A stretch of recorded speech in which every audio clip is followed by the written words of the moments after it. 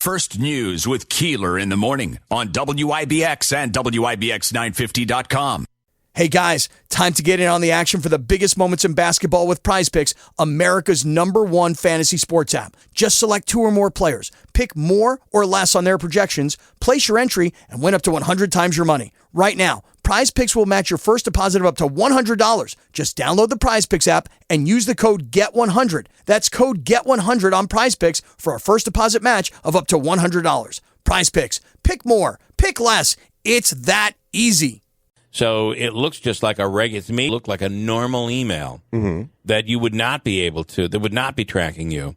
And when you open it, tracking you? It tracks what you do. Oh. It'll tell you whether or not you've clicked through. Did you watch the video inside? Did you actually open up the email? How many people didn't open the email?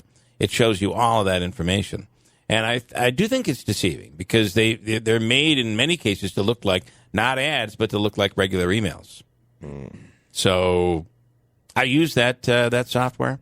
I wonder how the software works without that information, I guess is what I'm saying. Because I do think once Apple starts doing this, you're going to see other companies have to follow suit in order to remain competitive. Okay, I have a couple of other things. How seriously do you take your mini golf? Gosh, I haven't played in years. When you play, it gets competitive. The one over on 233 just keeps growing and bigger. There's dinosaurs and everything. Yeah, I got to get him out there. And then there's one over here too in Marcy. Yeah, that one's been improved as well. Yeah, 23-year-old guy was arrested in Ocean City, Maryland, on Sunday after he got so upset over mini golf that he stabbed 2 of his friends while playing. Oh, luckily, it sounds like they weren't seriously hurt, but this is how angry people can get over mini golf. Why did he use a mini knife? Is that how they weren't seriously hurt? Actually, he took one of the arms off the little windmill and just stabbed him with it. That's what I think probably happened. I don't know for sure. People may be seeing each other more face to face, but that does not mean they all want to touch. There was especially the younger demographic. They say that more than 33% of Americans use their cell phone while on the toilet. Yeah, I'm not surprised about that. Everybody's kind of thinking. I think the number might be higher than 30%, to be honest with you. I think it's like 85%. 30% admitted to using the cell phone in the toilet. But the 30% includes, these are people who do not necessarily wash their hands. Oh, right. That was a sub question in the survey? I guess there was, yeah. My goodness. So the question is, are you comfortable? And now that the virus seems to be going away, and let's say that it does, will you stop shaking hands because of that? Right now, shaking hands has become a thing where you fist bump, you maybe elbow bump. Yeah. But now it's coming back. People are going to want to shake hands again. And knowing that that's going on, and I love it too. What's the first thing you do with your cell phone when you go to a restaurant? You sit it there on the table. Mm-hmm. You're contaminating the whole table. It's terrible. Yeah, you are. Not necessarily. Can I tell you, though? Germs are doing the mass exodus from your phone everywhere around it. Yesterday, I said to my son, I was chasing him around the pool, whatever. But anyway, I go, give me a hug. And he pointed his elbow at me like he was going to give me the elbow bump. I said, get over here and give me a hug. Yeah. I think a kid has to know that it's different between a parent and, somebody that you're close with, a grandparent, versus a stranger. Yeah. Stranger danger, germs all over the place. Yes, Angela? My mother has been giving me the elbow bump for years. That's right. I don't. She doesn't want near you. And usually that's kind of bumping you out of and away from her. Get away from me. He also stays in the garage. A Texas woman, we talked about this yesterday, but I have audio, has been arrested after allegedly posing as a 7th grader and going to classes at her daughter's school. This is more than one day or one day? No. This is the story from yesterday, but I have audio. 30-year-old Casey Garcia filmed the entire thing or taped it on her phone as a, quote, social experiment and posted it online. And here she is going through the school day. Here's some audio. I gotta get in. Okay. Do I look like a seventh grader? No? Cool. Awesome. But a 30-year-old disguising as a 13-year-old and made it through lunch? Well, I finally got caught. I told him that I would go to the principal's office, so I guess we're going to see what happens. Just want to say thank you to all the girls that helped me get to all of my classes yesterday. I really, really appreciate it. I honestly would have been discovered way sooner if it weren't for you. This lady sounds like a nut job. I think so. And, is she doing this because she's trying to secure the safety of her child and other students? Or is this, how many hits I'm going to get on this one? How many clicks? Well, that's what it is. That's the thing. When I first heard about this story, that's what it was described as, is this woman who was testing the school's security system. Right. But in listening to her describe her day, it's like she was having the most fun in the world. And it also sounds like she ended up luring other students to be in on it, like probably her daughter's friends or something. Mm-hmm. And that's just not cool. If I'm one of the parents of those kids and my kid was dragged into this thing, who knows? And now, I guess she's trying to show that anybody could sneak in and they could, I don't know, shoot up the school or something. I don't know what she's trying to prove. Well, she's saying their security isn't working. Yeah. Yeah, I don't know what ultimately her goal is to prove that. If you don't mind, if I can go from one extreme to another. A 94-year-old Alabama woman received her high school diploma 79 years after dropping out of school. Wow. She went back to school. How does she get the diploma? Right? Isn't it like you drop out? Like if you're going to Proctor and you drop out, you get a GED. They don't come back when you're 29 and go, hey, you want the Proctor graduate? Well, I think it's probably a nice little thing to do and a nice little publicity stunt. She's 94 years old, and they allowed her to come back 79 years after dropping out. They said everything went well, but when the woman kept requesting bingo and sat down and started smoking a cigarette, they thought, well, maybe we shouldn't have done this. Oh, man. That didn't happen. Grace Lee McClure Smith left high school at the age of 16 when her husband went to fight in World War II. Here she is, along with her granddaughter, talking about the experience of going back to high school. I am so grateful. Thank you so much. She never, ever mentioned regretting anything in life. She would never take it back because she absolutely loved my grandfather, and that was just what she wanted to do. But I think this was very important to her. All right. Well, I think that's a pretty nice story, right? How many high schoolers do you hear have a husband?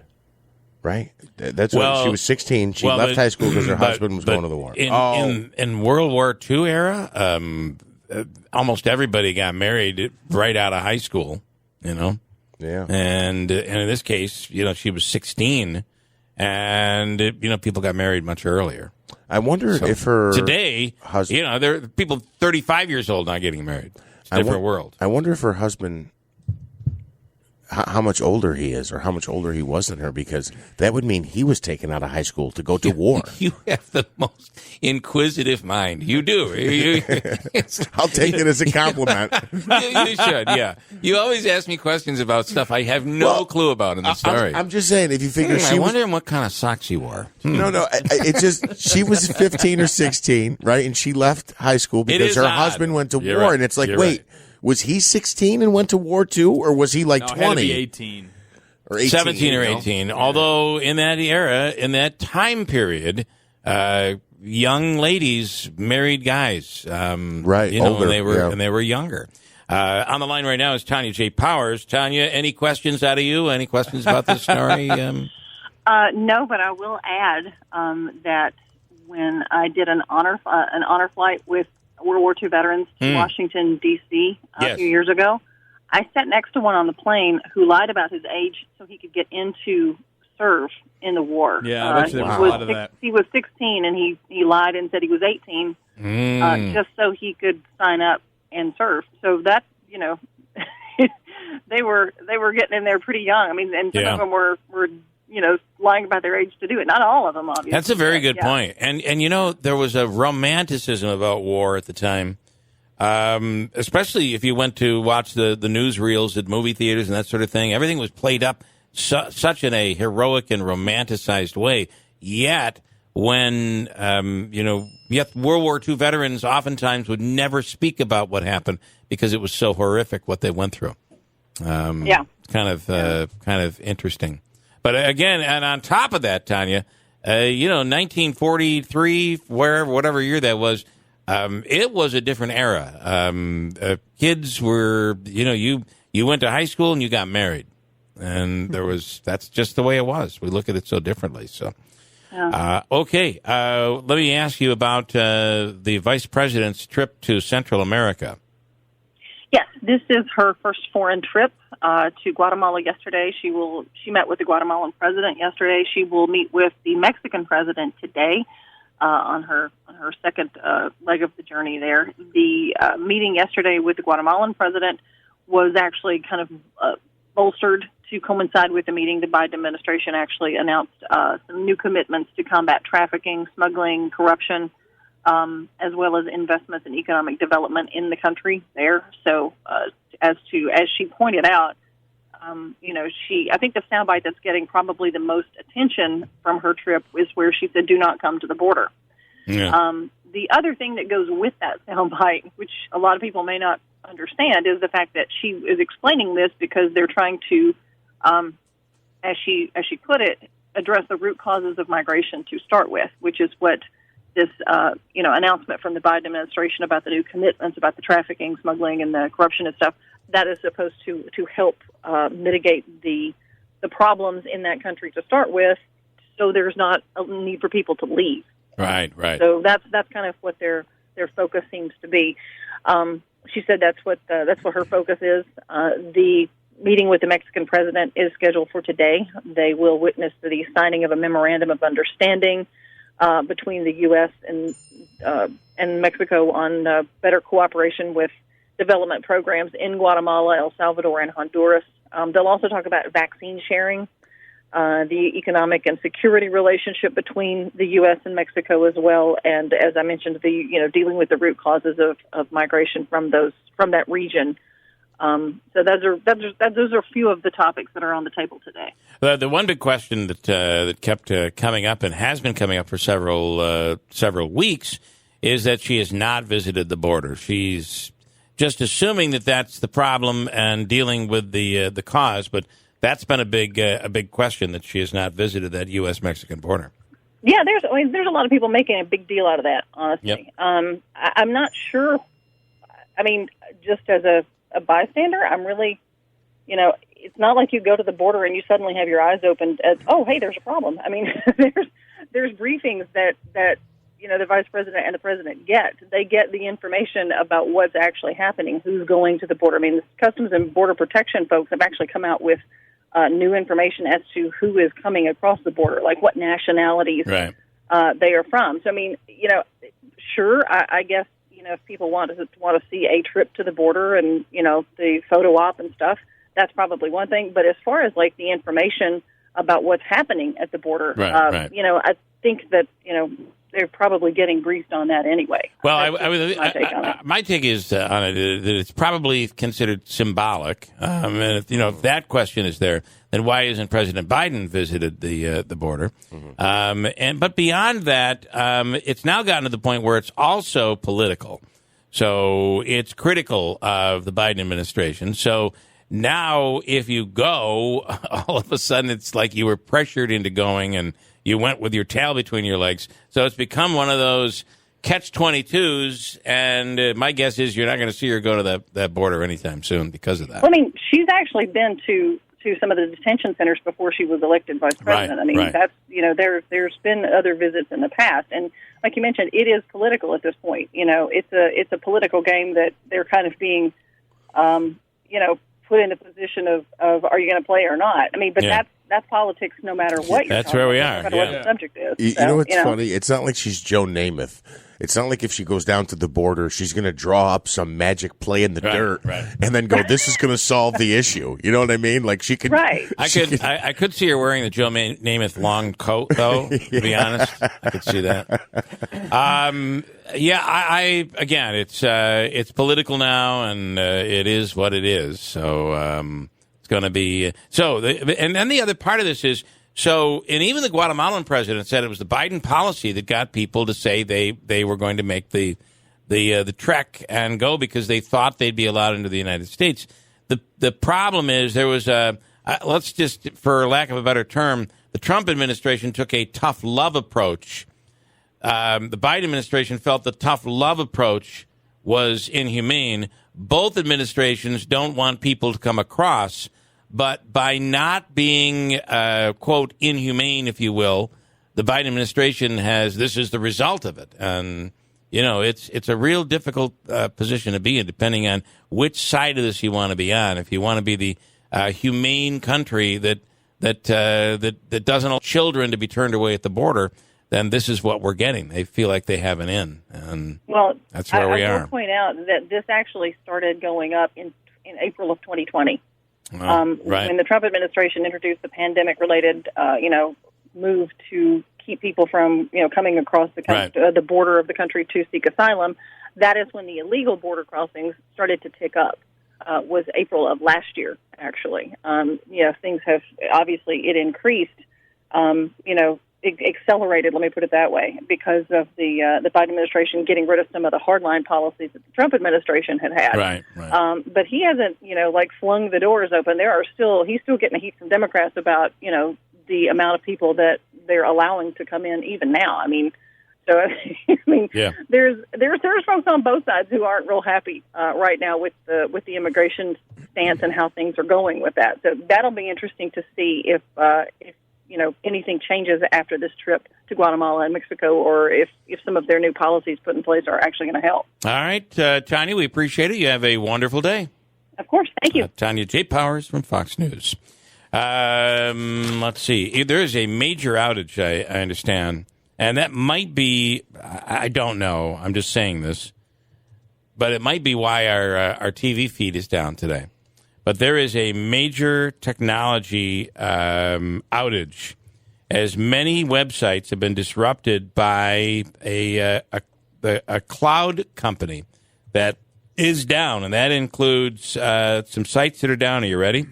New York Times, CNN, Twitch, Reddit, Amazon.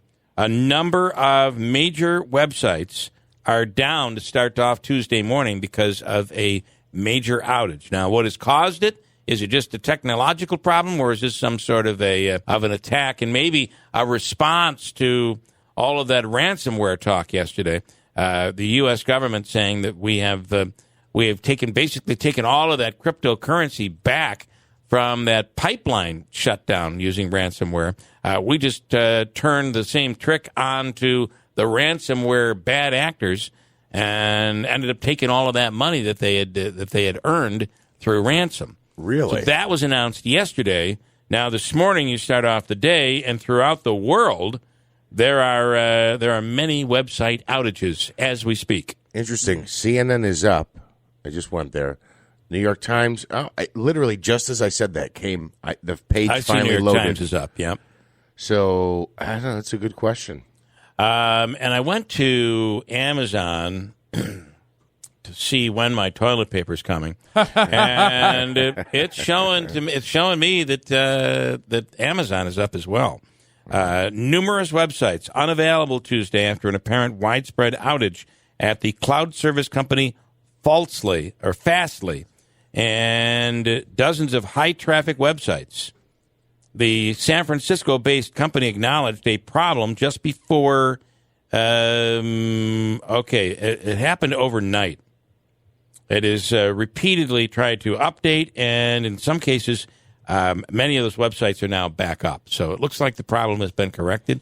But overnight and early this morning, many of those sites were down. Interesting stuff.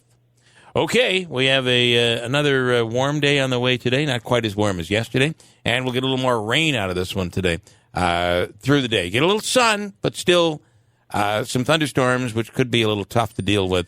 We'll have a full forecast coming up top of the hour at WIBX. Hey guys, time to get in on the action for the biggest moments in basketball with PrizePicks, America's #1 fantasy sports app. Just select 2 or more players, pick more or less on their projections, place your entry, and win up to 100 times your money. Right now, Prize Picks will match your first deposit of up to $100. Just download the Prize Picks app and use the code GET100. That's code GET100 on Prize Picks for a first deposit match of up to $100. Prize Picks. Pick more. Pick less. It's that easy.